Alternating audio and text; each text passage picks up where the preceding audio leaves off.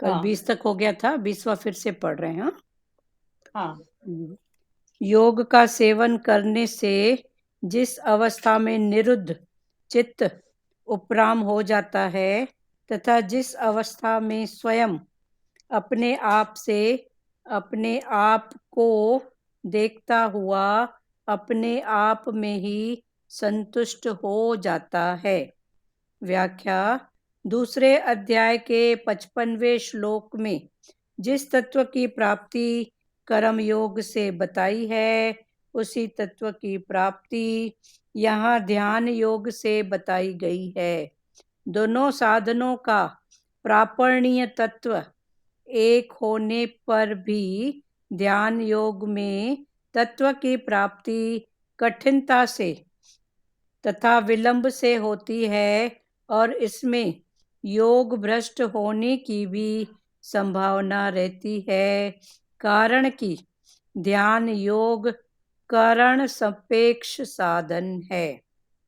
जो सुख आत्यंतिक अति इंद्रिय और बुद्धिग्राह है उस सुख का जिस अवस्था में अनुभव करता है और जिस सुख में स्थित हुआ यह ध्यान योगी तत्व से फिर कभी विचलित नहीं होता।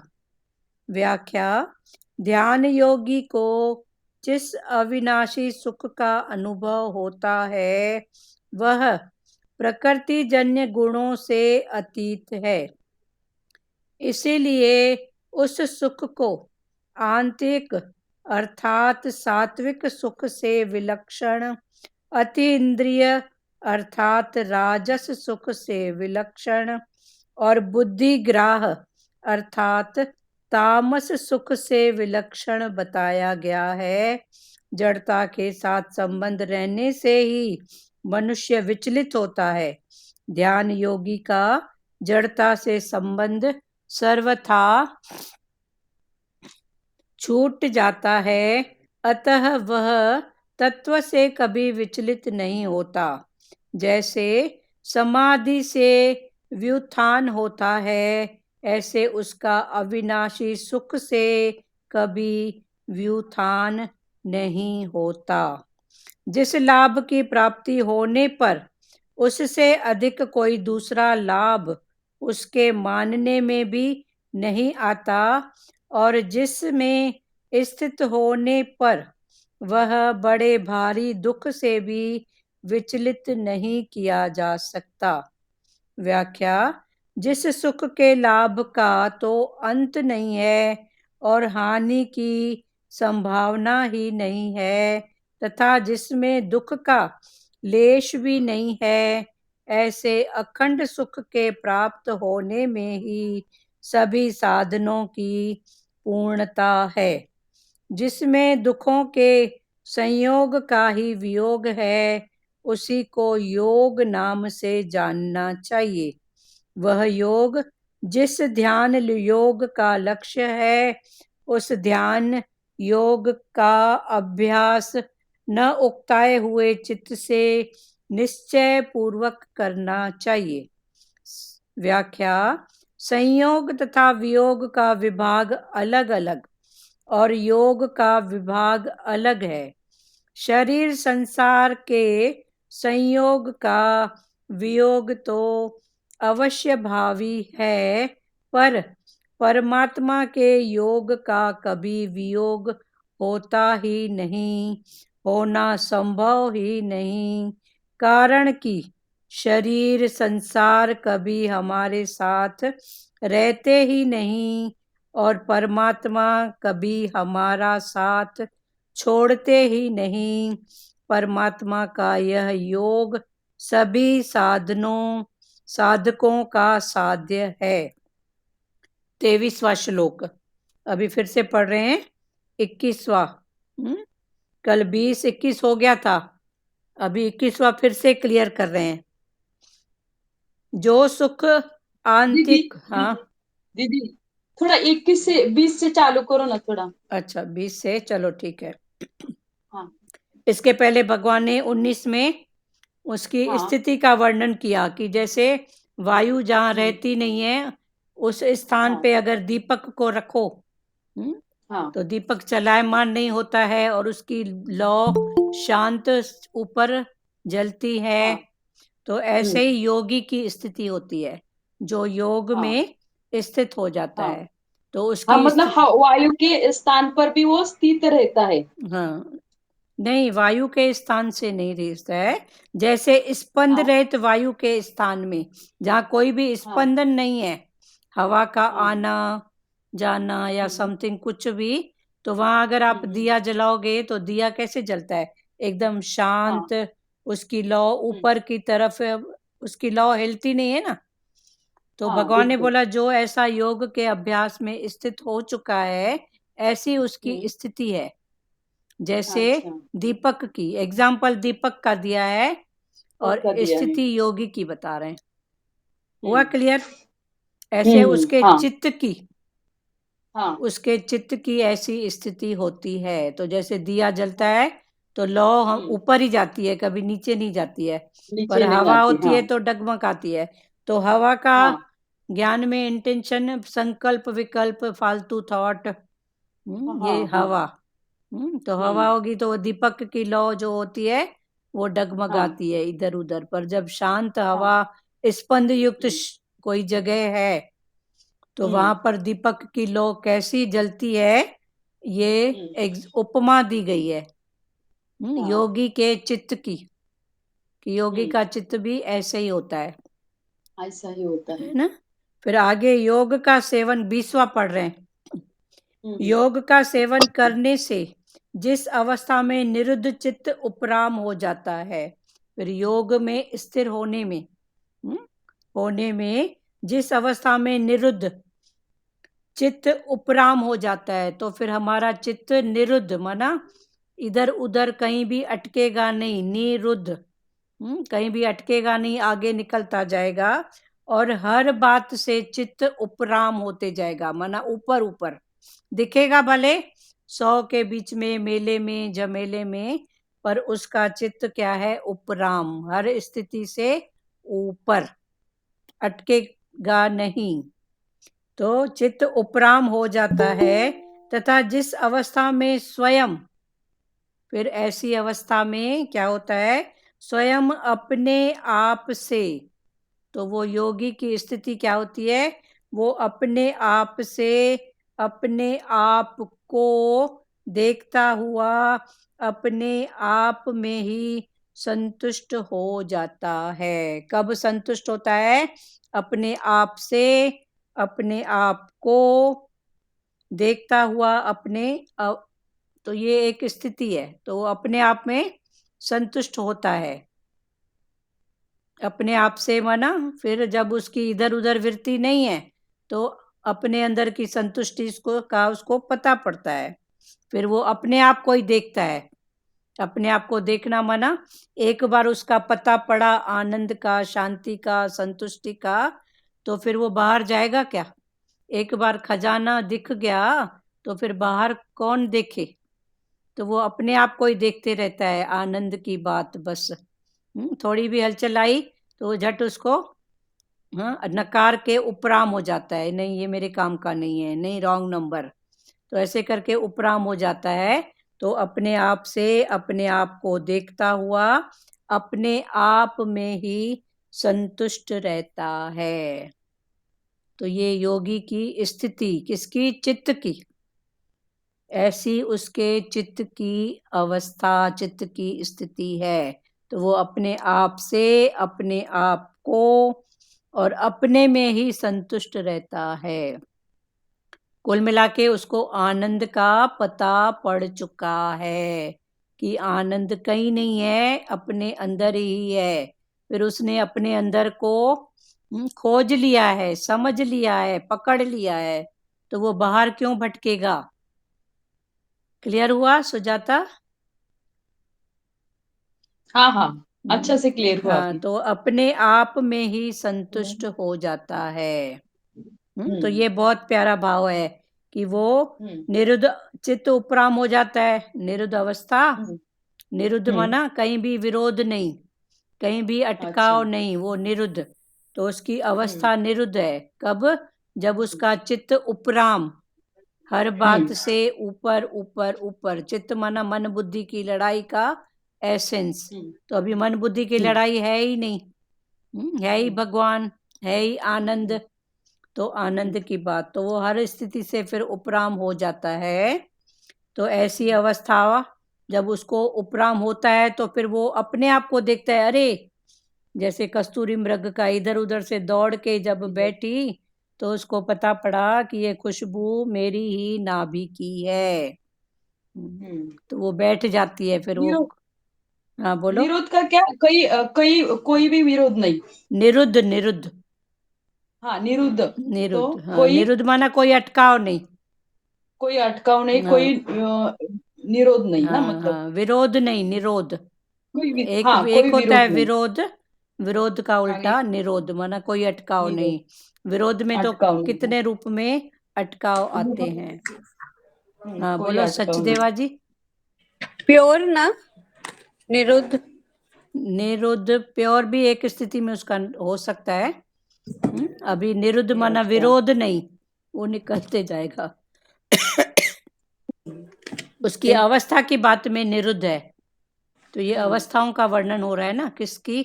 मन की, फिर बुद्धि की, और अभी चित्त की अवस्था है। तो ध्यान में चित्त की अवस्था का महत्व है। क्लियर हुआ? कोई सच? अटकाव नहीं। हाँ हाँ, दीदी, कोई अटकाव। अटकाव नहीं, ये शब्द सही है हाँ, एकदम। हाँ। तो निरुद्ध चित्त उपराम हो जाता है, तथा जिस अवस्था में स्वयं अपने आप से, फिर वो निरुद्ध हो जाता है, तो फिर वो स्वयं अपने आप से, अपने आप को देखता हुआ अपने आप में ही संतुष्ट हो जाता है। फिर उसको बाहर देखने की जरूरत ही नहीं है। वैसे भी बोलते हैं ना, बाहर देखे सो भरम, अंदर देखो तो ब्रह्म। तो भरम और ब्रह्म की पहचान उसको आ जाती है। माना थोड़ा भी बाहर मुक्ता में गया तो भरम। उस दिन खुला था ना, भरम, संशय, कितने रूपों में है। फिर ये सब स्थितियां क्रॉस करते करते उसके चित्त की अवस्था ऐसी निरुद्ध हो जाती है, चित्त हर बात से उपराम हो जाता है। तो जब उपराम हो जाता है तो वो, उसको बाहर किसी की जरूरत ही नहीं है। फिर वो अपने आप से अपने आप को देखता हुआ अपने आप में ही संतुष्ट होता है। तो अपने आप में माना उसको आनंद का पता अभी मिल गया है, तो वो आनंद को पकड़ेगा, अपने आप को में ही संतुष्ट रहता है। व्याख्या दूसरे अध्याय के 55वें श्लोक में जिस तत्व की प्राप्ति कर्म योग से बताई थी, उसी तत्व की प्राप्ति यहाँ ध्यान योग से बताई गई है। कल क्लियर हुआ था ना, गीता में कर्म योग भी है, भक्ति योग भी है, ध्यान और ज्ञान योग भी है, फिर ज्ञान के बाद ध्यान योग भी है। तो ये कर्म, भक्ति, ज्ञान, ध्यान, ये सब क्या है? स्थितियां हैं। फिर इसमें जितने भी श्लोक है ना, तो भगवान ने हर श्लोक में ये चारों की किसी न किसी रूप में बात कही है। तो इसलिए कही है कि कोई कर्म भक्ति में है तो उसकी स्थिति कैसी है, कोई भक्ति में है तो उसकी स्थिति कैसी है, ज्ञान में है, चित्त की, मन की, बुद्धि की। तो ये स्थितियां अपनी समझते जाओ और हर स्थिति से उठते जाओ, यही ज्ञान है। अपना मतलब स्थिति माना कहाँ कहाँ अभी अटकाव। तो अभी सूक्ष्म का भी अटकाव समझ में आएगा, कारण से आएगा, स्थूल से आएगा। तो ये सब अटकावों को समझते जाओ और अपनी गलतियों को पकड़ो, या सत्संग में जो भी भाव है खुलो और आगे बढ़ो। जैसे वो है ना, कबीर के गुरु रामानंद, सब बातों से उठ गए थे। जब उनका लास्ट का समय था तो पेड़ के नीचे उन्होंने अपना प्राण त्यागा। तो जब आखिरी थॉट उनका कौन सा था कि बेर पता नहीं मीठा कि खट्टा, बेर के झाड़ के नीचे उन्होंने अपना शरीर छोड़ा था। तो छोड़ते छोड़ते उनका ये थॉट था। तो कबीर ने बाद में देखा कि गुरु का उद्धार क्यों नहीं हुआ है, कहाँ अटक हुई है। तो वो जान गए अपनी योग शक्ति से। तो बेर में कीड़ा बन के बैठे हैं, तो उस कीड़े का फिर कबीर ने उद्धार किया। वो गुरु के रूप में कीड़ा अभी बैठा था। तो कबीर फिर जानने लगे कि मेरे गुरु का उद्धार नहीं हुआ है। अटक कौन सी? उस बेर की, पता नहीं मीठा की खट्टा। तो देखो हमारा मन स्थूल से, कारण से, सूक्ष्म से, पर अभी जैसे जैसे इसका पता गुरु दे रहा है वैसे वैसे इन स्थितियों से उपराम हो जाओ, उठते जाओ, अटको मत। यहाँ ध्यान योग से बताई गई है दोनों साधनों का प्रापणीय तत्व एक होने पर। कर्म योग ये दूसरे अध्याय के 55वें श्लोक में बताया गया है, पर वो बताया गया है किस स्थिति में? कर्म के भाव में। और अभी जो भगवान प्रेजेंट में उसी स्थिति को ध्यान के भाव में बता रहे हैं। दोनों साधनों का प्रापणीय तत्व एक होने पर भी ध्यान योग में तत्व की प्राप्ति कठिनता से तथा विलंब से होती है। तत्व की प्राप्ति किसमें? ध्यान। तो ज्ञान की बात तो ठीक है, कर्म भक्ति ज्ञान, पर फिर भगवान ने बोला ज्ञान का भी ध्यान कर, क्योंकि ये ध्यान सूक्ष्म के कांटे बताता है। तो भगवान ने बोला इसमें हो सकता है किसी को थोड़ा विलंब लगे, समझने की बात है ना, तो समझने में थोड़ा उसको टाइम लगे, तो कठिन लगे, तो भगवान उसकी बात बोलते हैं कि दोनों साधनों का प्रापणीय तत्व एक होने पर भी कर्म में झट पता पड़ गया अटकाव का, पर ध्यान योग से सूक्ष्म के अटकाव का पता थोड़ा विलंब से। तो दोनों साधनों का प्रापणीय तत्व एक होने पर भी ध्यान योग में तत्व की प्राप्ति कठिनता से तथा विलंब से होती है। इसकी प्राप्ति तत्व की, बीज रूपी परमात्मा, सब में उसका वास। तो जो विलंब होता है और इसमें योग भ्रष्ट होने की भी संभावना होती है, योग से गिरने की। कब? जब हमारा गुरु से लेना देना नहीं है, सत्संग से लेना देना नहीं है, खोज अगर सही नहीं है, तो फिर क्या है? इसमें योग भ्रष्ट होने की भी संभावना रहती है। इसलिए बोलते हैं ना गुरु करना जरूरी है। फिर गुरु माना क्या? जो हमको किसी बात में अटकाए नहीं, हर बात से निकालता जाए, बशर्ते हमारी एक एक स्थिति गुरु के सामने जब हम रखेंगे तो। ये अटकाव हमारे ही नहीं है, भगवान राम जी के, जनक के, तभी तो वो ऐसी स्थितियों में पहुंचे ना। जनक विदेह मुक्त थे जनक। भगवान राम गुरु वशिष्ठ से, योग वशिष्ठ से अपने मन की एक एक स्थिति का वर्णन करते थे। यहाँ तक देखो उनका है ना, जनक ने सपना तक देखा तो गुरु से बोला कि सपना ऐसा ऐसा देखा है, दुख का पीरियड। तो गुरु ने फिर वहां से भी उठाया, न ये सच है न वो सच है। सपना देखा बहुत भयानक और जाग गए तो देखा तो वो तो महल में सोए हुए हैं। तो उनको हलचल हुई कि ऐसा सपना देखा तो क्या ऐसी स्थिति आने वाली है क्या? तो उन्होंने गुरु के सामने जाके अपने सपने की पूरी बात बताई कि गुरु ऐसा ऐसा सपना देखा, तो क्या ऐसा सच होने वाला है क्या? तो गुरु ने क्या बोला? न ये सच न वो सच, जो तूने देखा है दुख की स्थिति वो भी सच नहीं है, वो भी मिथ्या है, सदाई के लिए नहीं है। पर अगर राजपाट की बात भी है तो ये भी मिथ्या है, सदाई के लिए नहीं है। पर सदाई के लिए क्या है? तू, उसको जो जानने वाला है, तो उस जानने वाले को जानते जाओ, उसको समझते जाओ। तो ये सब मिथ्या है। तो इसमें योग भ्रष्ट होने की भी संभावना रहती है। गीता अध्याय 6 का 21वां से लेकर 44वां श्लोक, कारण कि ध्यान योग करण सापेक्ष साधन है। आगे आएगा ये 6वें अध्याय का 41 से लेके 44 में फिर इसी टॉपिक पे भगवान और दूसरे वे से समझाएंगे। तो भगवान ने बोला कि योग भ्रष्ट होने की संभावना रहती है। कब? जब सच में लेना देना नहीं होता है, या कई बातों को हम छुपाते हैं गुरु से कि लोग क्या कहेंगे, गुरु क्या बोलेगा, इतना सुनती है तो अभी यहाँ अटकी हुई है। तो हमारी मन की सच की जो स्थिति है ना, हम खुलते नहीं है, तभी तो सच्चा खिलना नहीं होता है ना। तभी बोलते हैं जरूरी खुलो, अपनी स्थिति का वर्णन गुरु से जरूर करो। कारण की ध्यान योग करण सापेक्ष साधन है। करण सापेक्ष मना अपेक्षा सहित। कारण है, फिर कारण कौन सा है? अपेक्षाओं सहित। तो ये फिर सूक्ष्म में कुछ चाहिए, फिर उसका पता पड़ता है। स्थूल से भी उठ गए, कारण से भी उठ गए, पर सूक्ष्म से, फिर सूक्ष्म से हटेगा तो फिर कारण आएगा।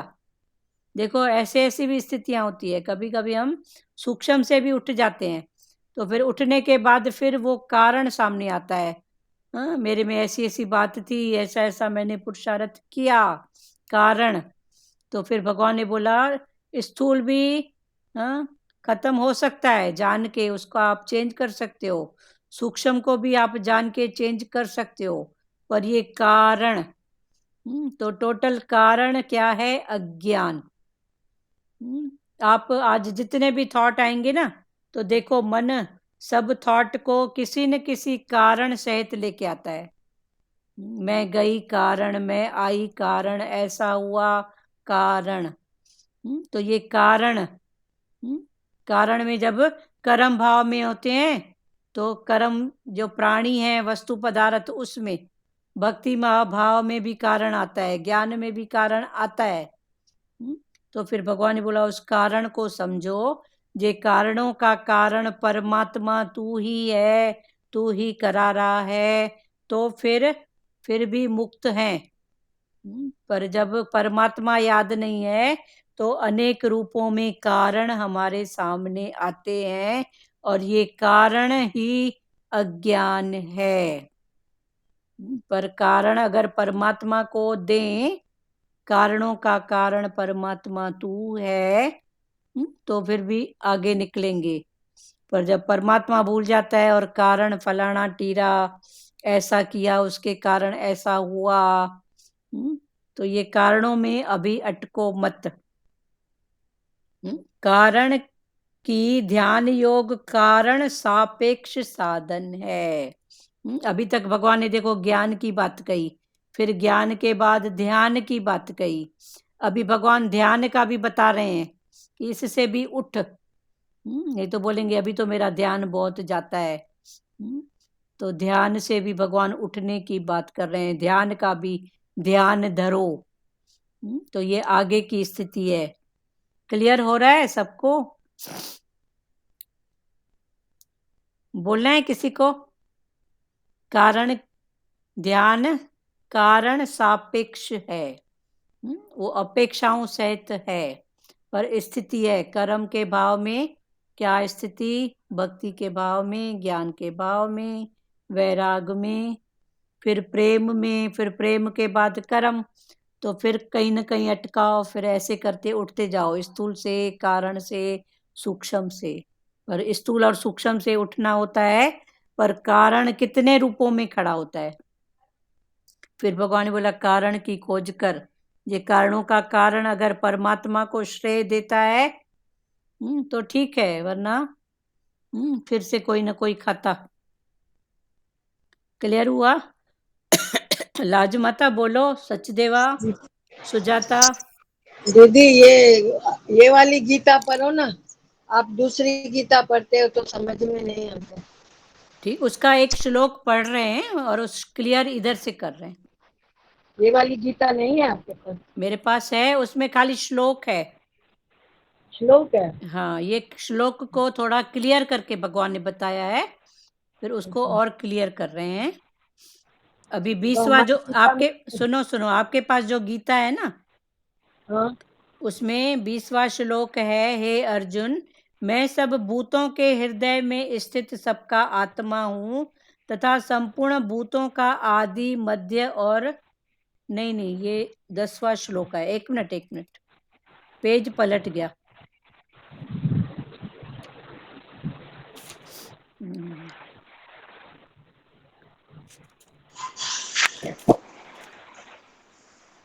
हाँ, 20वां, 6वें अध्याय का 20वां। आप अपनी गीता में टैली करो। योग के अभ्यास से निरुद्ध चित्त जिस अवस्था में उपराम हो जाता है और जिस अवस्था में परमात्मा के ध्यान से शुद्ध हुई सूक्ष्म बुद्धि द्वारा परमात्मा को साक्षात करता हुआ सच्चिदानंद घन परमात्मा में ही संतुष्ट रहता है। यही है ना आपकी गीता में? ये तो है। हाँ, तो इसी को ही हम क्लियर किए अभी। फिर आप दूसरी पढ़ते हैं ना बीच बीच में, तो समझ में नहीं आता। हाँ, तो अभी ये पढ़ लिए ना, उसको क्लियर किए। अभी 21वां पढ़ो। अच्छा, 21वां हम पढ़ रहे हैं, इंद्रियों से अतीत। ठीक है, इंद्रियों से अतीत केवल शुद्ध हुई सूक्ष्म बुद्धि द्वारा ग्रहण करने योग्य जो अनंत आनंद है, उसको जिस अवस्था में अनुभव करता है और जिस अवस्था में स्थित वह योगी परमात्मा के स्वरूप से विचलित होता ही नहीं। ये 21वां। फिर इसको क्लियर कर रहे हैं अभी। जो सुख अति आंतरिक, अति इंद्रिय और बुद्धि ग्राह है, उस सुख का जिस अवस्था में अनुभव करता है और जिस सुख में स्थित हुआ यह ध्यान योगी तत्व से फिर कभी विचलित नहीं होता। तत्व से वो कभी, तत्व माना परमात्मा के स्वरूप से, वो कभी विचलित नहीं होता। आपकी एक गीता में है परमात्मा के स्वरूप से विचलित नहीं होता, दूसरी स्थिति में परमात्मा का स्वरूप माना तत्व, तो तत्व से कभी वो विचलित नहीं होता। अभी इसको समझा रहे हैं कि ध्यान योगी को, अभी ध्यान का योग जो लगा के बैठे हैं, ध्यान योगी को जिस अविनाशी सुख का अनुभव होता है, ध्यान योगी को जिस अविनाशी सुख का अनुभव होता है, वो क्यों होता है? क्योंकि वह प्रकृति जन्य गुणों से अतीत है। वो प्रकृति के गुणों से उपराम हो चुका है, ऊपर उठ हो चुका है, उसको पीछे छोड़ चुका है। तो पहले जानने वाला बनो, फिर पुरुषार्थ करो, फिर उपराम हो, फिर इन बातों को छोड़ते जाओ, आगे बढ़ते जाओ। तो छोड़ना माना अतीत में उसने छोड़ दिया है। तो ध्यान योगी को जिस अविनाशी सुख का अनुभव होता है, अभी ध्यान में है तो उसको अविनाशी सुख का जो अनुभव हो रहा है, तो अनुभव तो हो रहा है, तो अनुभव के पीछे कारण और पुरुषार्थ क्या है?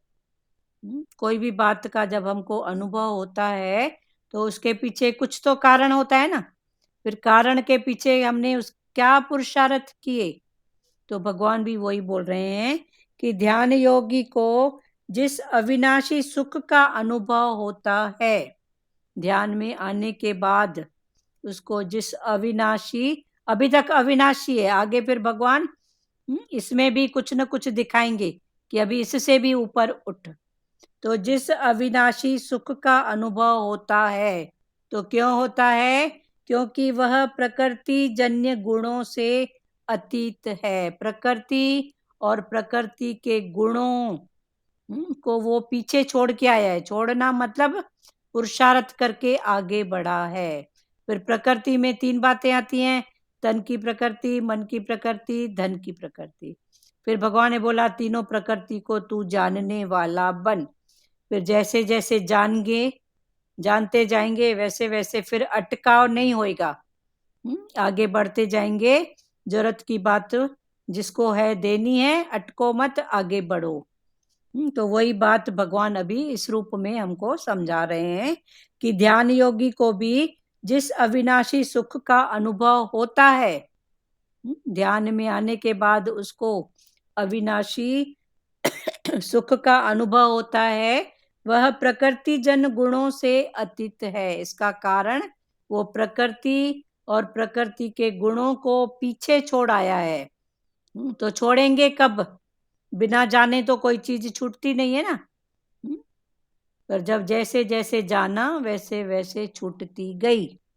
तो वो प्रकृति जन्य गुणों से अतीत है, इसीलिए उस सुख को आंतरिक अर्थात सात्विक सुख, तो जब वो प्रकृति के गुणों को जानने वाला बनके अतीत में छोड़ दिया है और आगे बढ़ रहा है, तो उसका ये सुख कौन सा है? आंतरिक माना अंदर का सुख। अंदर का सुख ये है सात्विक सुख। तो उसको अंदर का सुख, बाहर सुख नहीं है। बाहर सुख है क्या? ऐसे भी स्थूल रूप में सोचो तो बाहर सुख है क्या? बाहर दुख है क्या? है सुख सचदेवा, दुख भी है क्या? सुख या दुख खोलो। सचदेवा जी आप बोलो। नहीं, हाँ तो ये सब अपने फीलिंग्स में ही आता है। अपने फीलिंग में आता है, पर सुख दुख है तो फिर उसके लिए भी हमने एक पुरुषार्थ पहले कर चुके हैं। उसकी जी। प्रारब्ध, उसका कर्म, उसका संस्कार।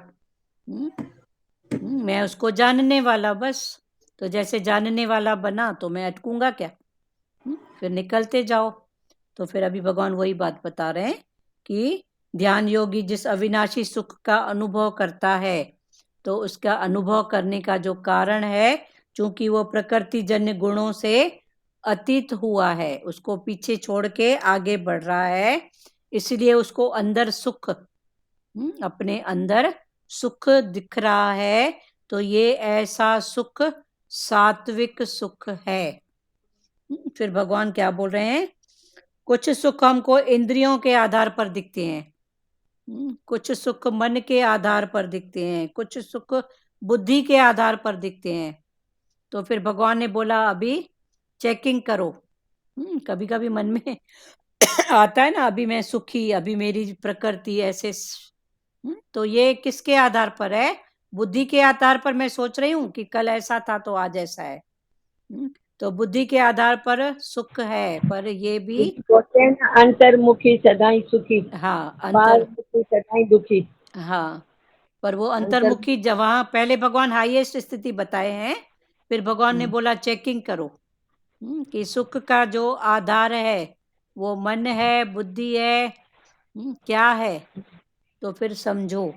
फिर उसको ही भगवान ने 3 श्रेणी में बांटा है, एक सत्य का सुख, एक रज का सुख, एक तम का सुख। सुख तीनों में है, सुख तीनों में है, सत्य का भी है, रज का भी है, तम का भी है। फिर इसको भी जानने वाला बने। तो वो जानने वाला कब बनेंगे? कि जब उस सुख को हम देखेंगे कि ये सुख किसके आधार पर है? बुद्धि के आधार पर, मन के आधार पर। मन अभी सोचता है बस अभी मेरे को कुछ नहीं चाहिए, अभी मेरी प्रकृति ऐसी हो गई है। तो ये मन के आधार पर ये सुख है। तो भगवान ने बोला सुख है, पर ये तामसी सुख है। फिर बुद्धि के आधार पर सुख है, पर बुद्धि में ऐसा थॉट है, तो ये सुख कौन सा है? राजसी। टेम्पररी भी है ना, टेम्परेरी राजसी। टेम्परेरी टेम्पररी है ना। हाँ टेम्परेरी है, पर टेम्परेरी को अभी बाद पीछे करो, अभी उसको जानो कि ये सत्य का है, रज का है कि तम का है।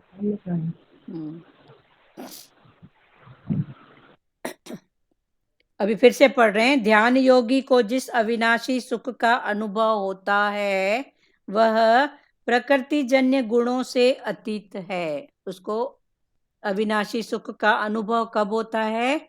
जब वह प्रकृति जन्य गुणों को पीछे छोड़ के आया है। पीछे छोड़ना माना उसको समझ के छोड़ना। सुखों को चख के छोड़ना। इसमें इतना सुख है, भगवान ने बोला चखो उसको, देखो कितना सुख है। क्योंकि ये सब जोड़े जोड़े हैं, सुख के पीछे दुख, मान के पीछे अपमान, मेले के पीछे अकेलापन। कल तक इतनी भीड़ थी, सब मेले के समान था, तो एक टाइम फिर भगवान प्रकृति खुद ही करेगी। जैसे आप सुबह को 4 बजे उठोगे ना, तो स्वाभाविक है आप 8 बजे तक फ्री हो जाओगे, पर आप उठोगे ही 8 बजे तो स्वाभाविक है आप दिन भर बिजी रहोगे। तो ऐसे प्रकृति भी ऐसी ही है, 4 दिन मेले के, तो फिर 2 दिन ऐसे देगा भगवान कि चलो अभी बहुत कुछ कर ली है ना, तो अभी 2 दिन थोड़ा आराम कर, थोड़ा रिलैक्स कर। तो ये प्रकृति के गुण है। 4 दिन बारिश के देगा तो 2 दिन ऐसी धूप निकालेगा कि चल भाई जितनी बारिश हुई है वो सब सूख जाए। तो ये सब प्रकृति के रूल्स हैं, इसमें फिर दुखी सुखी नहीं, पर जानोगे और समझते जाओगे तो फिर अपनी मन की स्थिरता में आते जाओगे। देखो 4 दिन मेले का, आज सुबह ही किसी प्यारी का फोन आया था कि अभी अकेलापन लग रहा है, आप लोग भी निकल गए। तो ये तो स्वाभाविक है ना, कितना दिन क्या। पर ये प्रकृति का रूल है, इस भाव में पकड़ो तो सुख ही सुख है। फिर आवक चालू होएगी तो फलाना आया, टीरा आया, फिर वही घर में भरपूरता। तो ये सब होते ही रहता है। ध्यान योगी जिस अविनाशी सुख का अनुभव होता है वह प्रकृति जन्य गुणों से अतीत है, इसीलिए उस सुख को आंतरिक अर्थात सात्विक सुख से विलक्षण अति इंद्रिय अर्थात राजस सुख। फिर दूसरा, इंद्रिय सुख के आधार पर इंद्रियों को सुख मिल रहा है। तो भगवान ने बोला अगर ये सुख है तो ये राजस सुख है। और बुद्धि के लेवल पे अगर सुख हो रहा है, फिर समझो उस बात को, मन ने अंदर में थॉट आया या जो भी आया अभी सुखी, तो फिर जरूर उसका मंथन करो। बुद्धि के लेवल से सुखी है कि मन के लेवल से सुखी है कि सच में सुखी है, सात्विक लेवल से। तो सात्विक लेवल फिर तभी होगी जब ये प्रकृति के गुणों को जानेंगे, प्रकृति के नियम को जानेंगे, तो फिर दुखी भी नहीं होंगे, हलचल में भी नहीं आएंगे।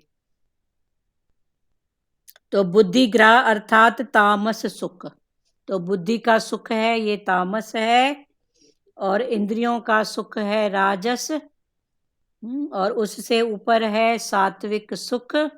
फिर भगवान ने सबसे पहले कारण बताया, वो सात्विक सुख में है, आनंद में है, तो इसका कारण है कि वो प्रकृति और प्रकृति जन्य गुणों से ऊपर हो चुका है, इनको पीछे छोड़ दिया है, इसमें अटकता नहीं है, तभी वो सुख में बैठा है। कौन से सुख में? सात्विक सुख में।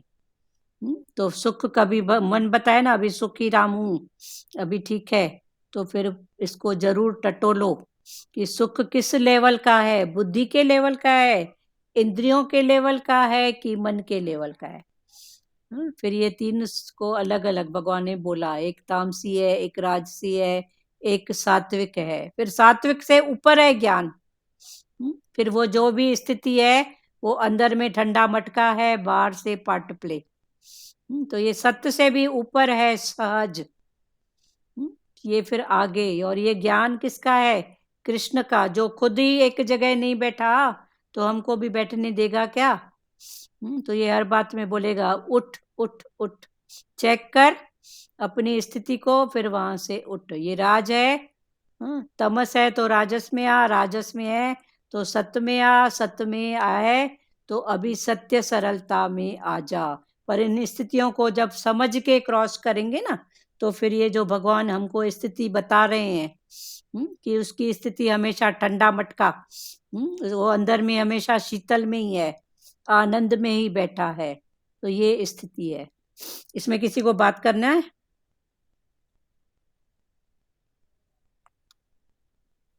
बोलना है प्यारों? किसी को भारी तो नहीं लग रहा है? मीरा खंडेलवाल, बोलिए आप लाजमाता।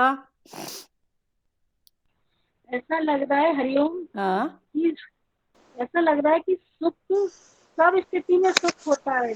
हाँ, सब स्थिति में प्राप्त सुख करते हैं होता हम है। लोग प्रकृति से भी, मन से भी, बुद्धि से भी। हाँ और जो अंदर का सुख है, ये सुख सब प्राप्त तो करते हैं, लेकिन ये चले जाते हैं, थोड़ी देर के लिए एक्सचेंजेबल होती है ये सारे सुख। हाँ, सुख तो वही है हाँ, ना, अभी और बोलते फिर हैं जो सुख है, तो फिर भगवान ने बोला अपनी लेवल को जान, कि बुद्धि के हाँ लेवल में तू सोच रहा है कि इंद्रियों के लेवल हाँ में सोच रहा है, कि सही में हाँ तू जो भी प्रकृति परिस्थिति है उसमें सुखी है। हाँ, परिस्थिति और स्थिति में सुख मिलता है, हम्म। लेकिन जो अंदर का सुख है ना, जो सात्विक सुख है, वो आंतरिक सुख है। भगवान जो भगवान से अटैचमेंट में रखता है हमेशा, हाँ वो आंतरिक सुख है। हाँ उस सुख में हमेशा रहे तो कुछ कुछ है ही नहीं फिर। हाँ हाँ, पर ये पहले की लेकिन अभी स्थितियों में चेकिंग करो ना, उसमें हाँ, रहें लेकिन तो अभी हम लोग थोड़ा सा पूर्ण रूप से नहीं हो पाए हैं ना, थोड़ा हाँ थोड़ा सब में सुख ले लेते हैं। हाँ, तो वही बात है ना, समझते जाओ ना, कभी मन बताए अभी सुख है, अभी शांति है,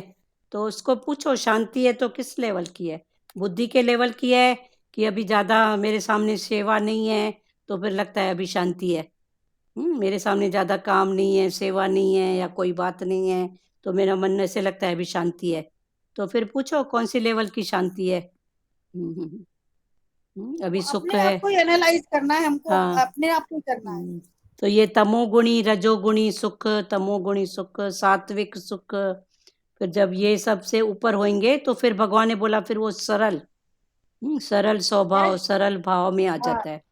जैसे सहज समाधि लग जाएगी, फिर हाँ, वो भगवान सात्विक से भी ऊपर सरल भाव है। जी।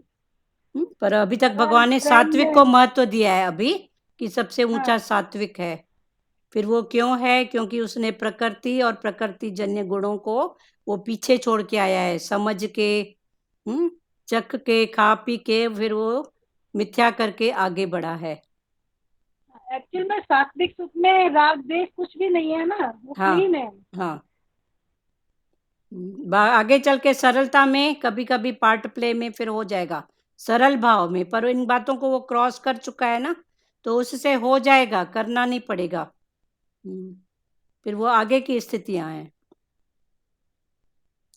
चलो ठीक है, आगे बढ़ें। बुद्धिग्राह अर्थात तामस सुख से विलक्षण बताया गया है। जड़ता के साथ संबंध रहने से ही मनुष्य विचलित होता है।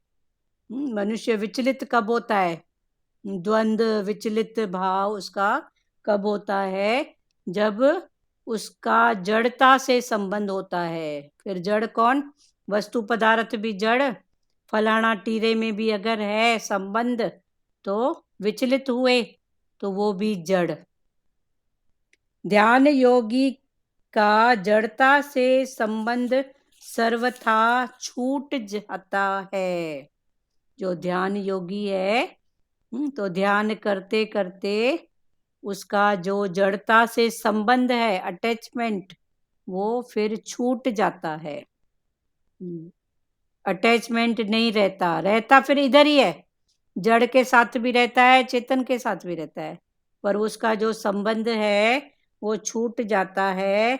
अतः वह तत्व से कभी विचलित नहीं होता, क्योंकि रहता है पर अटैच नहीं है। हाँ, रहता क्योंकि वो, उसी में ही है, हाँ, फिर attach क्योंकि उसकी दृष्टि तत्व पर है।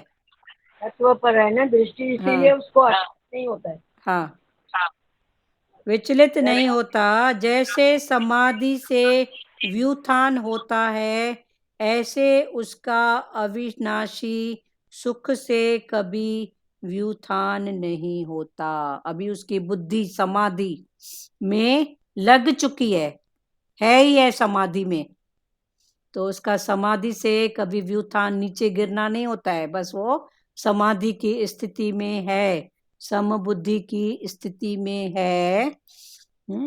अतः वह तत्व से कभी विचलित नहीं होता। जैसे समाधि से व्युत्थान होता है, ऐसे उसका अविनाशी सुख से, अविनाशी जो सुख है सदाई सदाई के लिए, एक बार जो आए तो फिर वो कहीं नहीं जाएगा, वो सदा ही है, ऐसा सुख से वो कभी व्युत्थान नहीं होता। अभी व्युत्थान के पहले विचलित बुद्धि की बात बताई है, विचलित मन। तो ये विचलित कब होता है? क्योंकि उसका जड़ता से संबंध है तो विचलित, और संबंध नहीं है तो फिर वो विचलित नहीं होता है। कैसी भी स्थिति में उसको बिठाओ, अपनों में, परायों में, मेले में, झमेले में, अकेले में, फिर वो ठीक है ना। एक स्थिति में बोलते हैं मेरे अपने, फिर दूसरी स्थिति में अभी कौन अपना कौन पराया, फिर आगे चल के एक अपना ही है बस, कौन? वो जो साक्षी स्वरूप, आनंद स्वरूप, तो वो उसी में ही है, उसी को ही अपना करके बैठा है। क्लियर हुआ? किसको बोलना है इस भाव में, या कोई भाव उठ रहा है तो बात करना है? आगे 22वां पढ़े। दीदी, हाँ बोलिए। इसके ऊपर एक छोटी सी कहानी आई है आज। हाँ बताऊं बोलिए। क्या? हाँ बोलिए बोलिए। एक राजा था हाँ जिस चित्रकला से बहुत प्रेम था। हाँ एक बार उसने घोषणा की, जो कोई भी चित्रकार उसे एक ऐसा चित्र बनाकर देगा जो शांति को दर्शाता हो, हाँ तो वह उसे मुंह मांगा पुरस्कार देगा। हाँ निर्णय वाले दिन एक से एक बढ़कर एक चित्रकार पुरस्कार जीतने की लालसा से आए। हाँ अपने अपने चित्र लेकर राजा के महल में पहुंचे। हाँ राजा ने एक एक करके सभी चित्रों को देखा, हाँ उनमें से 2 चित्रों को अलग रखा। हाँ अब इन्हीं दोनों में से एक को पुरस्कार के लिए चुना जाना था। हाँ। पहला चित्र एक अति सुंदर शांत झील का था।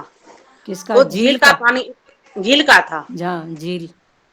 उस झील का पानी इतना स्वच्छ था कि उसके अंदर की सतह तक दिखाई दे रही थी। हाँ उसके आसपास विद्यमान हिमखंडों की छवि उस पर ऐसे उभर रही थी, हाँ। मानो कोई दर्पण देखा हो। कोई दर्पण। हाँ ऊपर की ओर नीला आसमान था, हाँ जिसमें रुई के गोलों के समान सफेद बादल तैर रहे थे। हाँ जो कोई भी चित्र को देखता उसको यही लगता कि शांति को दर्शाने के लिए इससे अच्छा कोई चित्र हो ही नहीं हो ही सकता। नहीं सकता। वास्तव में यही शांति का एकमात्र प्रतीक है। हम्म दूसरे चित्र में भी पहाड़ थे, परंतु बिल्कुल सूखे, बेजान, वीरान थे। और उन पहाड़ों के ऊपर घने गरजते बादल थे, हाँ जिनमें बिजलियां चमक रही थी। घनघोर वर्षा होने से नदी उफान पर थी। तेज हवाओं से पेड़ हिल रहे थे। हाँ और पहाड़ी के एक ओर स्थित झरने से रुद्र रूप धारण कर रखा था। हाँ पहाड़ी के एक ओर स्थित झरने ने रुद्र रूप धारण कर रखा था। हाँ जो कोई भी चित्र को देखता यही सोचता कि भला इसका शांति से क्या लेना देना, हाँ। इसमें तो बस अशांति ही अशांति है। सभी आश्वस्त थे कि पहले चित्र बनाने वाले चित्रकार को ही पुरस्कार मिलेगा। हाँ तभी राजा अपने सिंहासन से उठे और घोषणा की, दूसरा चित्र बनाने वाले चित्रकार को मुंह मांगा पुरस्कार देंगे। हाँ हर कोई आश्चर्य में था। पहले चित्रकार से रहा नहीं गया। वह बोला, लेकिन महाराज, उस चित्र में ऐसा क्या है जो आपने उसे पुरस्कार देने का फैसला लिया? हाँ जबकि हर कोई यही कह रहा है कि मेरा चित्र ही शांति को दर्शाने के लिए सर्वश्रेष्ठ है। हाँ। छोकरी आयला। कोई बात नहीं, चलो पढ़ो। पहले चित्रकार से रहा नहीं गया। वह बोला, लेकिन महाराज, उस चित्र में ऐसा क्या है जो आपने उसे पुरस्कार देने का फैसला लिया? जबकि हर कोई यही कह रहा है कि मेरा चित्र ही शांति को दर्शाने के लिए सर्वश्रेष्ठ है। आओ मेरे साथ। राजा ने पहले चित्रकार को अपने साथ चलने के लिए कहा। दूसरे चित्र के समक्ष पहुंचकर राजा बोले, झरने के बाईं ओर हवा से एक ओर झुके इस वृक्ष को देखो। उसकी डाली पर बने हुए घोंसले को देखो। हाँ। देखो कैसे एक चिड़िया इतनी कोमलता से, इतने शांत भाव से प्रेम पूर्वक अपने बच्चों को भोजन करा रही है। फिर राजा ने वहां उपस्थित सभी लोगों को समझाया, शांत होने का अर्थ यह नहीं कि आप ऐसी स्थिति में हो जहाँ कोई शोर नहीं हो, कोई समस्या नहीं हो, जहाँ कड़ी मेहनत नहीं हो, जहाँ आपकी परीक्षा न हो। हाँ। शांत होने का सही अर्थ है कि आप हर तरह की अव्यवस्था, अशांति, अराजकता के बीच हो। हाँ। और फिर भी आप शांत रहें। फिर भी आप शांत, अपने काम पर केंद्रित रहें, अपने लक्ष्य की ओर अग्रसर रहें। हाँ। अब सभी समझ चुके थे कि दूसरे चित्र को राजा ने क्यों चुना है। क्यों चुना। शिक्षा। मित्रों, हर कोई अपने जीवन में शांत रहना चाहता है, हाँ परंतु प्राय हम शांति को ही बाहरी वस्तु समझ लेते हैं हाँ और उसे दूर स्थल में ढूंढते हैं, हाँ जबकि शांति पूरी तरह से हमारे मन की भीतरी चेतना है। हाँ, भीतरी तो चेतना। सत्य यही है हाँ कि सभी दुख, दर्दों, कष्टों और कठिनाइयों के बीच भी शांत रहना ही वास्तव में शांति वास्तव है। में है ना, ठीक है, सच्ची बात है। क्लियर हुआ दृष्टांत सबको? तो दूसरा सचदेवा क्लियर हुआ बेटा? हाँ जी। हाँ, तो ये आगे फिर जो अवस्था है वो सहज सरल अवस्था।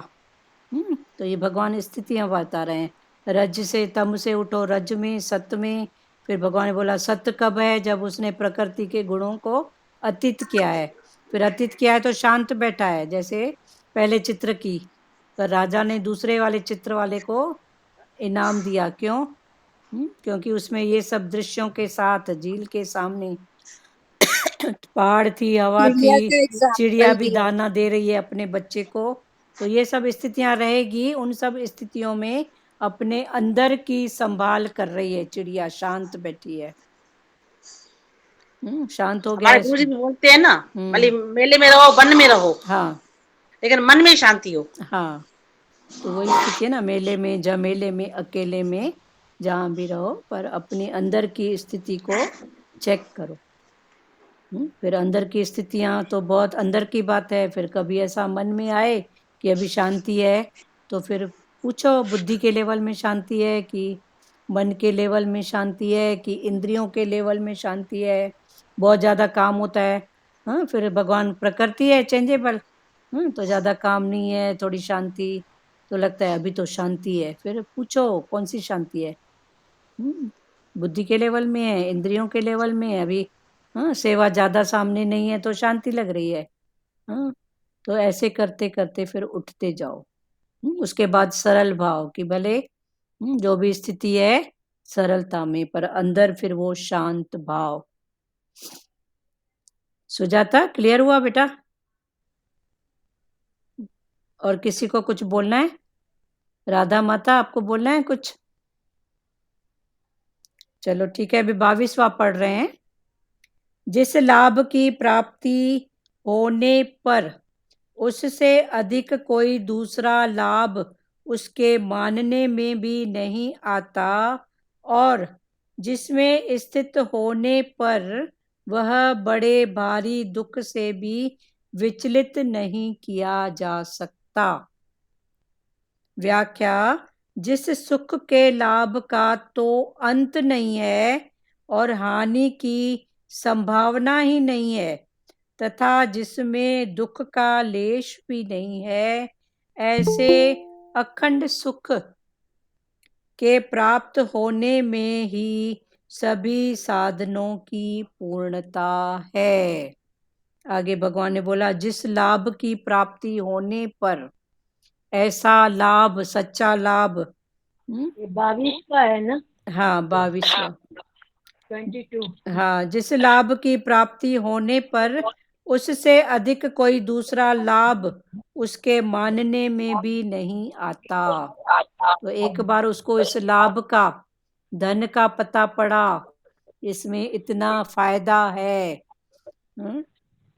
कौन सा धन?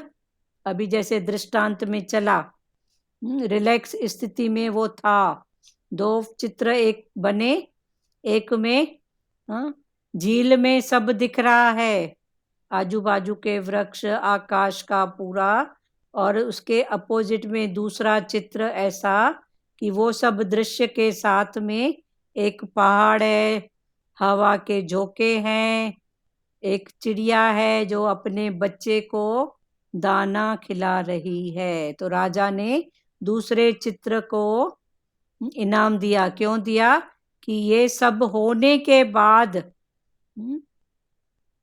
अगर जो अपने अंदर की शांति में स्थिर है और प्रकृति का जो भी भाव है उसमें वो अपना कर्तव्य कर्म बोलो, जो भी कर्म है कर रहा है अंदर की, तो वो ही श्रेष्ठ है। तो अभी बहुत अच्छा लगा दृष्टांत। सबको खुला होगा ना दृष्टांत ये? बात करो। बहुत ऊंचा दृष्टांत था, समझ वाला, कि शांति आ गई इसका मतलब क्या। पर ये सब होने के बाद जो सच्ची शांति रिलैक्स में बैठा है। ये स्थितियों की बात है। तो जिस लाभ की प्राप्ति होने पर, फिर ऐसा जिसको लाभ मिला है सच्ची शांति वाला, अंदर का रिलैक्स होने पर, उससे अधिक कोई दूसरा लाभ उसके मानने में भी नहीं आता। इससे बड़ा दूसरा कोई फायदा है? सबसे बड़ा फायदा अंदर की शांति, तो मानने में भी नहीं आता। और जिसमें स्थित होने पर वह बड़े भारी दुख से भी विचलित नहीं किया जा सकता। जिसमें एक बार उसकी स्थिति हो गई तो कैसा भी दुख सुख मान अपमान कुछ भी सामने आए पर वो विचलित नहीं होता। तो एक बार वो सच्ची समझ खुल जाए, एक बार उसका पुरुषार्थ हो जाए, तो फिर वो कभी कैसा भी उसके सामने बड़ा भारी दुख आए कुछ भी आए, लेकिन वो विचलित नहीं होता, चलायमान नहीं होता, विचलित नहीं होता, दुखी नहीं होता। तो ये सब स्थितियां हैं, समझते जाओ। तो ये स्थिति कब होएगी? तो एक बार उसको अगर उस सुख का पता पड़ा कि वो सुख सिर्फ आंतरिक सुख है, तो फिर क्लियर करो। अगर मन कुछ बता रहा है सुख की बात, तो उससे पूछो, मन बुद्धि की लेवल का सुख सोच रहा है, तो ये तो चेंजेबल है, आज ऐसा है तो कल ऐसा होगा। मन की लेवल से सोच रहा है तो बोलो ठीक है, ये तो चेंजेबल है, कुछ ना कुछ तो फेर बदलाव होगा ही, क्योंकि प्रकृति का नियम है। 4 दिन सेवा कराएगा, 5वें दिन शांति कराएगा। भाई ठीक है, अब चुप करके बैठ। प्रकृति आपे ही ऐसा कुछ क्रिएट करती है, आपे ही कुछ ऐसा क्रिएट करती है। जिस लाभ की प्राप्ति होने पर उससे अधिक कोई दूसरा लाभ उसके मानने में भी नहीं आता, और जिसमें स्थित होने पर, एक बार वो स्थित होने पर वह बड़े भारी दुख से भी विचलित नहीं किया जा सकता। कैसा भी दुख तो विचलित नहीं होएगा, चलायमान नहीं होएगा। व्याख्या: जिस सुख के लाभ का तो अंत नहीं है और हानि की भी संभावना नहीं है। साधारणतः भी किसी को कुछ बोलते हैं कोई बात, हाँ आप ऐसा ऐसा करो, इसमें घाटा तो नहीं है, भले हो सकता है फायदा नहीं हो पर घाटा तो नहीं होएगा। पर भगवान अभी उसके ऊपर की बात बता रहे हैं कि फायदा तो होगा ही होगा, घाटे का तो सवाल ही नहीं है। तो जिस सुख के लाभ का तो अंत नहीं है और हानि की संभावना ही नहीं है कि कोई घाटा भी हो, तथा जिसमें दुख का लेश भी नहीं है, कैसी भी स्थिति है पर दुख का लेश नहीं है, क्योंकि उसके अंदर की स्थिति ऐसी हो चुकी है।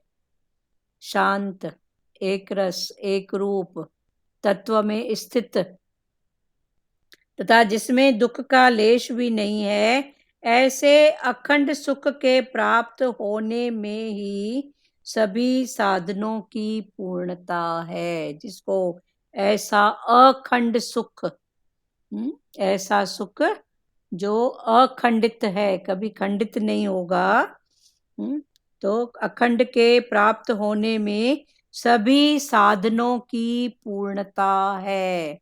फिर ऐसा उसको कब मिला?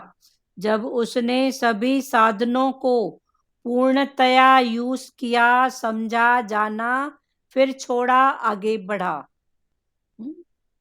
कर्म किया, यूज किया, फिर उसको समझा, भक्ति में आया, भक्ति किया, उसको सर्व के लिए उपयोग किया, फिर उसमें अटका नहीं, फिर ज्ञान में आया, फिर ज्ञान को समझा, सच्ची समझ खोली, उसका सदुपयोग किया, फिर आया वैराग में, वैर भी नहीं है, राग भी नहीं है, फिर आया प्रेम में।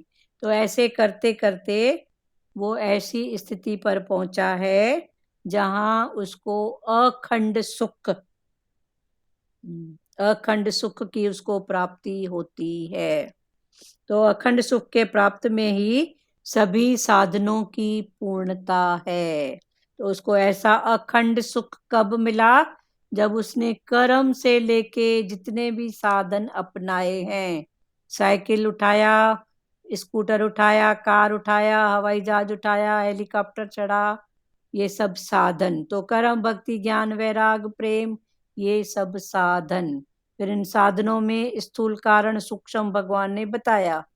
तो इन सबको समझो, समझते जाओ और आगे बढ़ जाओ। तो सभी साधनों को पूर्णता से उसने समझा, सदुपयोग किया और आगे बढ़ा। हाँ बोलो ध्रुव माता। भगवान बोलते हैं साधन रहित जो है उसको कभी शांति नहीं होगी। हाँ, पहले तो जो साधनों की जरूरत है ना। हाँ, साधन में रहेगा हाँ तो उसको शांति आएगी। हाँ, तो पहले कर्म, साधन साधन को फिर यही है, कर्म, भक्ति, ज्ञान, ये अभी साधन। आपने हाँ ये साधन करते करते वो अखंड उसको प्राप्त हुआ सुख। हाँ, अखंड सुख। फिर सुख हाँ। के भी 3 लेवल बताए भगवान ने। फिर उसका कारण भी बताया, जे ऐसा है तो इसका कारण, जे ऐसा है तो मानो वो शरीर से अभी कहीं न कहीं बंधा हुआ है। तो ये सब सबके अंदर थर्मामीटर है, मन है। रूपी सबके अंदर है। पर गुरु का संग जैसे है, सत्संग का संग, तो आपे ही फिर खुलता जाएगा, ये क्या है, ये क्या है। अंतःकरण जिसका शुद्ध है ना दीदी, हाँ माना उसके अंदर प्रभु विराजमान है। हाँ, प्रभु विराजमान। जिसका हाँ शुद्ध अंतर, हाँ, मन बुद्धि चित्त अहंकार, अहंकार, अंतःकरण शुद्ध है, उसके अंदर विराजमान है प्रभु। तो हमारे अंदर विराजमान है ना प्रभु। हाँ, तो जिस सुख के लाभ का तो अंत नहीं है, फिर ऐसी स्थिति है कि उसके सुख का लाभ का अंत नहीं है और हानि की संभावना नहीं है। फिर उसको ऐसा सुख कि लाभ का तो अंत नहीं है, पर हानि की तो कोई बात है ही नहीं कि घाटा होए। अभी तक किसी न किसी रूप में थोड़ा सा घाटा दिख रहा था, पर उसको अभी घाटा दिख ही नहीं रहा है। तथा जिसमें दुख का भी लेश नहीं है, एक लेश मात्र भी दुख नहीं है, ऐसे अखंड सुख के प्राप्त होने में ही सभी साधनों की पूर्णता है। ऐसा उसको अखंड सुख, आनंद, उसको प्राप्त होने में फिर ये आनंद कब मिला? जब सभी साधनों को पूर्णता से सद उपयोग किया, उपभोग नहीं किया, उपयोग किया। हम लोग आए किसके लिए हैं संसार में? इसी के लिए।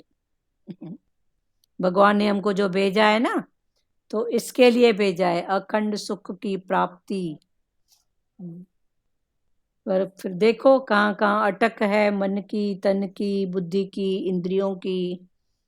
फिर अटक से निकले हैं तो फिर सत्य रज तम कौन सा भाव है? फिर उठो, फिर उसका कारण जानो। भगवान ने बोला जड़ता से संबंध जिसका है वो कहीं न कहीं अटक है उसकी है। ये सब स्थितियां हैं,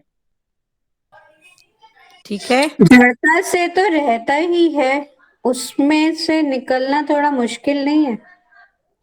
निकलना मना क्या? चाहे वो हम उसको उसमें ले लें अपना वो जो सात्विक सुख है। सात्विक मतलब कि ठीक है, हम समझ रहे हैं कि ये भी एक दूसरे के कर्मों का लेना देना है, हाँ, फिर भी कहीं ना कहीं अटक तो आ ही रही है ना, इस लेने देने में भी तो अटक आ ही रही है ना। आ रही है ना, पर अभी आपको आ रही है तो जानने वाला बनो, फिर ऊपर उठो। आ रही है मतलब पहले तो मालूम ही नहीं था ना ये भी अटक है, अभी खुद ही उठाएगा। अभी आ रही है तो फिर उसको हटाने का भगवान को पुकार करो कि भगवान इससे भी ऊपर उतारो। फिर देखो भगवान क्या कर रहा है। आ रही है तो अभी, पहले तो पता ही नहीं होता था अटकों का, कितने रूप में, हाँ सूक्ष्म के कांटे थे, अभी पता तो पड़ रहा है ना कि आ रही है, अभी भी है। तो फिर गुरु का वचनों से प्रेम करो, गुरु खुद ही हटाएगा। कुछ न कुछ ऐसा क्रिएट करेगा। प्रकृति के नियमों को भी जानते जाओ, प्रकृति के गुणों को जानते जाओ और आगे बढ़ो। ठीक है, होगा होगा, सब होगा। अभी ऊंचे का संकी है कृष्ण का। तो वो अपने साथ आखिर तो मिलाएगा ना, अपने साथ अभी लेके चल रहा है, ये कोई कम बात है क्या? बिल्कुल। तो अभी लेके चल रहा है तो पहुंचाएगा भी वही ना। अभी अपने साथ लेके चल रहा है, हमारे साथ भगवान है, वो हम उसके साथ हैं, जो भी बात है। तो जो जिसके साथ हैं तो जो जहाँ जाएगा तो हमको भी ले जाएगा ना, पहुंचाएगा। विश्वास रखो, श्रद्धा रखो।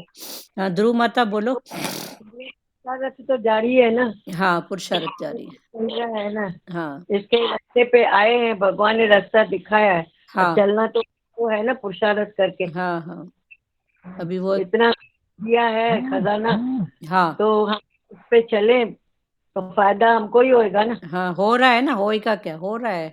पर फायदा हो- कौन सा, फिर वो समझते जाओ। हाँ, जो आंतरिक सुख भगवान ने बोला, जिस लाभ की प्राप्ति होने पर उससे अधिक कोई दूसरा लाभ उसके मानने में भी नहीं आता, जिसको अंदर का सच्चा रिलैक्स है। मिल गया है, तो वो क्या वस्तु पदार्थ में अटक के तू माँ करेगा क्या? वो वस्तु पदार्थ में अटक के तू माँ तेरा मेरा करेगा क्या? नहीं करेगा। अटकना है ना। हाँ, और जिसमें स्थित होने पर वह बड़े भारी दुख से भी विचलित नहीं किया जा सकता। एक बार उसकी स्थिति हो गई तो उसके सामने दुख नहीं आएगा, ऐसा नहीं है। अपमान नहीं होगा, ऐसी बात नहीं है। पर वो चलायमान नहीं होगा, विचलित नहीं होगा, बस। एक बार इसने चख लिया है ना दीदी, हाँ चख लिया है तो विचलित नहीं होएगा ना। हाँ, विचलित नहीं होगा। जिस सुख के लाभ का तो अंत नहीं है और हानि की संभावना नहीं है, तथा जिसमें दुख का लेश भी नहीं है, ऐसे अखंड सुख के प्राप्त होने में सभी साधनों की पूर्णता है। फिर भगवान ने बोला वो सभी साधनों की पूर्णता है। इसलिए हमको भगवान बोलते हैं, आज स्थिति पर है तो कभी तू भी कर्म करता था, अभी भी करता है। फिर करता था और है के बीच की जो दूरी है, उसमें जो पुरुषार्थ हुआ है, तो इसको देखकर याद रख। तभी भगवान बोलते सामने वाला कोई कुछ करता है तो उसको भले साथ दे, प्यार से उसको इनकरेज कर, पर मैं अभी इनसे छूट गया हूँ, उठ गया हूँ, अभी ये मेरे काम के नहीं है, ऐसी बात नहीं रखो। उनको भी इनकरेज करो, उनके भाव में जाके, और उनको भी आगे बढ़ाओ, खुद भी आगे बढ़ो। इसको बोला है ना गीता में, हालांकि तीनों लोक में मेरे को कुछ भी पाने को करने को शेष नहीं रहा है, गीता ने भगवान में खुद बोला है। हाँ बोलो ध्रुव माता, क्या बोल रहे हो? सत्संग अभी गया है, हाँ सत्संग अभी चालू हो गया है सबके घरों में। हाँ हाँ, तो हमारे पास भी फ्राइडे को शुरू होगा। बहुत अच्छी बात है। आइए आप। हाँ आइए, हाँ आप तो हाँ, आप तो चले गए हैं ना इधर से। हाँ ठीक आप है। तो इधर इधर आपके रात साथ जुड़े हुए हैं, सबके साथ कौन जाता है कौन आता है, अभी नहीं जुड़े यार, हुए हैं। आप हाँ, ये इधर छोटे शहरों में भी चालू हो गया है सत्संग। हाँ, चालू हो गया है, हाँ खुल गया है। हाँ, कल और से, वो कल से है। हाँ, मास्क भी अभी बंद करेंगे। चलो ठीक है, मास्क अभी ये टॉपिक छोड़ो, अभी आगे बढ़ो।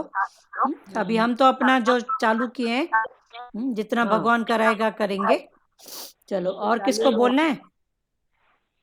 ये तो चालू ही रहेगा ना दीदी। हाँ हाँ, अभी भगवान का हाथ पकड़े हैं और भगवान ने भी पकड़ा है, तो हाँ, सही न हम छोड़ेंगे न वो छोड़ेगा।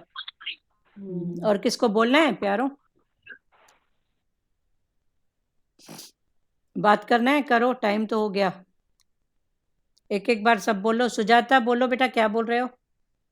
22वां पूरा हुआ ना, हाँ, कल 23वां। 23वां कल। तो जिसकी ऐसी स्थिति एक बार हो गई है उसको कभी घाटा हो ही नहीं सकता। उसके पहले भगवान ने बोला कैसी भी स्थिति आए वो विचलित नहीं होएगा। तो ये सब साधन करते करते वहां तक पहुंचा है। हाँ दीदी। हाँ बोलो। हाँ वही अच्छा लगा कि मतलब शांति, हम बाहर का सब ये है और अंदर हम शांत है, तो इतना बड़ी बात नहीं है। हाँ इतनी बड़ी बात नहीं। लेकिन बाहर थोड़ा भी ये है और अंदर शांत है, ये ये बड़ी बात। अभ्यास होना चाहिए। हाँ ये अभ्यास, बाहर कुछ हाँ भी हो पर मेरा अंदर शांत बैठे। अंत, हाँ हाँ हाँ। अंदर शांत हो। तो ये दृष्टांत मतलब भी बाहर की, बहुत मतलब मैच कर रहा है और एकदम हाँ हाँ बैठ गया। बिल्कुल। हाँ उससे मुझे अंडरस्टैंड हुआ अच्छे से। अंडरस्टैंड हुआ ना, तो ये हाँ ठीक है। तो थोड़ा बोलो उसको व्हाट्सएप पे डालने के लिए। अच्छा लाजमाता, व्हाट्सएप में अगर आप डाल सकोगे तो डालना उसको, ठीक है। दीदी जी डाल हाँ देती हूँ। हाँ हाँ चलो ठीक है, अच्छी हाँ बात है। मतलब और अच्छा लगेगा। हाँ हाँ मतलब हाँ वो हाँ हाँ डाल वो देती हूँ। एग्जाम्पल से और अच्छा से समझ में आया। समझ में मैंने आएगा। पहले ही सोचा था कि डाल देती हूँ। चलो घटघट अच्छा। वासी है ना, देखो आपने हाँ वही। सोचा, उसने बोला, फिर किया, तो है कौन ये सब जो एक अकेला सब करे, घट में लहर उठाए, तो एक ही है ना। सोचना, बोलना, करना, करवाना, वो एक ही है। सत्संग के बाद डाल देती हूँ। हाँ हाँ और ये ठीक भी है। आप बोल रहे हैं ना, हमने साथ लिया है, मतलब साथ है तो आगे भी वो लेके जाएगा। हाँ बस भगवान है ना, उसको साथ पकड़ के रखो। एक श्रद्धा और विश्वास हाँ हमेशा रखो, हाँ हाँ तो सच में चलो। अंदर आता है शांति दीदी। हाँ चलो, और कल 23वां पढ़ेंगे। आज के टॉपिक में किसी को कुछ बोलना है और? हाँ बोलो, राधा दीदी बोलो।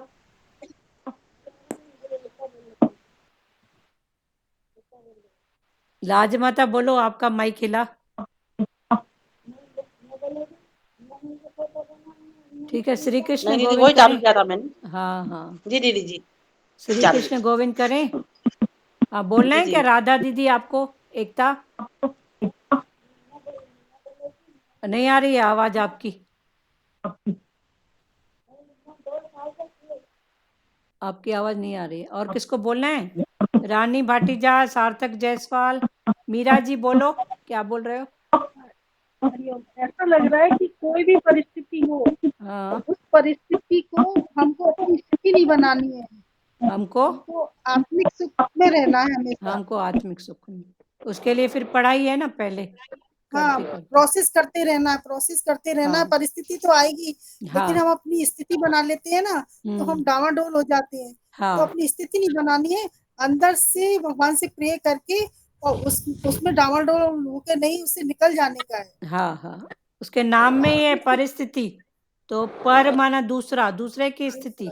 हाँ तो उसको दूसरे की स्थिति करो ना, फिर हम अपने में डाल के दुखी सुखी हाँ होना। तो भगवान ने बोला है ही परिस्थिति। हाँ, अपने आप को ज्ञान देना है कि परिस्थिति में तो अपनी स्थिति में रहना है, अपने हाँ आत्म स्वरूप हाँ में रहना है हमेशा। पर में स्थिति, पर को छोड़ो, स्थिति में रहो। हाँ हाँ सही बात है। बोलो रानी भाटीजा बोलो। हाँ माता हरिओम। हरिओम। माता जो सत्संग सुनने से हाँ छोटी छोटी स्थितियां आती है, परिस्थितियां आती है, हाँ वो टच नहीं होती है। नहीं होती है ना, अच्छी बात है। हाँ बाकी हम भगवान की दया से बड़ी स्थिति नहीं बोल सकते हैं, भगवान सबको दया करे, छोटी स्थिति में हमको नहीं आती है हाँ ये। नहीं आती, ठीक है ना, चल रहे हो तो भगवान बढ़ा रहे हैं ना, एक एक कदम आगे ही हाँ बढ़ रहे हो ना, बहुत अच्छी हाँ बात है, आगे बढ़ो। और किसको बोलना है? भजन बोले दीदी। हाँ 1 मिनट, सचदेवा बोलना है बेटा कुछ लास्ट में, बोलो भजन। बोले हाँ बोलो। नहीं, तुमने क्लियर है। क्लियर है ना? हाँ जी। चलो ठीक है। तुमने दिया मुझको प्रेम खजाना, तुमने दिया मुझको प्रेम खजाना, कि दिल गाए सतगुरु तेरा शुकराना, कि दिल गाए सतगुरु तेरा शुकराना। जगत में बाहर मुखी हो रहे थे, सुख में सुखी और दुख में दुखी थे, जगत में बाहर मुखी हो रहे थे, सुख में सुखी और दुख में दुखी थे। सिखा दिया हर हाल में मुस्कुराना, सिखा दिया हर हाल में मुस्कुराना, कि दिल गाए सतगुरु तेरा शुक्राना। तुमने दिया मुझको प्रेम खजाना, कि दिल गाए सतगुरु तेरा शुक्राना। खुद गर्ज होकर अपने लिए ही जिए थे, अपने ही हाथों विष के प्याले पिए थे। खुद गर्ज होकर अपने लिए ही जिए थे, अपने ही हाथों विष के प्याले पिए थे। रहमत तेरी ना लगे अब कोई बेगाना, रहमत तेरी ना लगे अब कोई बेगाना, कि दिल गाए सतगुरु तेरा शुक्राना। तुमने दिया मुझको प्रेम खजाना, कि दिल गाए सतगुरु तेरा शुक्राना। कोई न पहुँचे इस पद पर बिना कुर्बानी, मगर तेरी महिमा सतगुरु अभी मैंने जानी। कोई न पहुँचे इस पद पर बिना कुर्बानी, मगर तेरी महिमा सतगुरु अभी मैंने जानी। जले बन के शम्मा तभी आया परवाना, जले बन के शम्मा तभी आया परवाना, के दिल गाए सतगुरु तेरा शुक्राना। तुमने दिया मुझको प्रेम खजाना, कि दिल गाए सतगुरु तेरा शुक्राना। उपकारों की चर्चा जुबां कर न पाए, एहसानों का कर्जा कैसे चुकाए। उपकारों की चर्चा जुबां कर न पाए, एहसानों का कर्जा कैसे चुकाए। सिवाय प्रेम के आंसुओं के क्या दे नजराना, सिवाय प्रेम के आंसुओं के क्या दे नजराना, कि दिल गाए सतगुरु तेरा शुक्राना। तुमने दिया मुझको प्रेम खजाना, तुमने दिया मुझको प्रेम खजाना, कि दिल गाए सतगुरु तेरा शुक्राना, कि दिल गाए सतगुरु तेरा शुक्राना। बहुत हरिओम अच्छा। दीदी। हरिओम हरिओम। श्री कृष्ण गोविंद हरे मुरारी, हे नाथ नारायण वासुदेवा। श्री कृष्ण गोविंद हरे मुरारी, हे नाथ नारायण वासुदेवा। माता पिता गुरु सखा हमारे, हे लक्ष्मी नारायण वासुदेवा। माता पिता गुरु सखा हमारे, हे लक्ष्मी नारायण वासुदेवा। हरे राम राम राम हरे हरे, हरे कृष्णा कृष्णा कृष्णा हरे हरे, हरे राम राम राम हरे हरे, हरे कृष्णा कृष्णा कृष्णा हरे हरे। हरि ओम। ओम ओम शिवोम।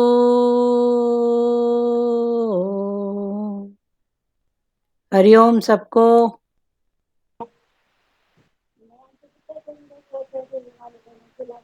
सबको हरिओम। अब की आवाज नहीं आ रही है एकता? हरिओम सबको हाँ, हरिओम। सबको हरिओम। हरिओम दीदी, हरिओम सबको हरिओम। हरिओम। हरिओम। चलो बंद करें।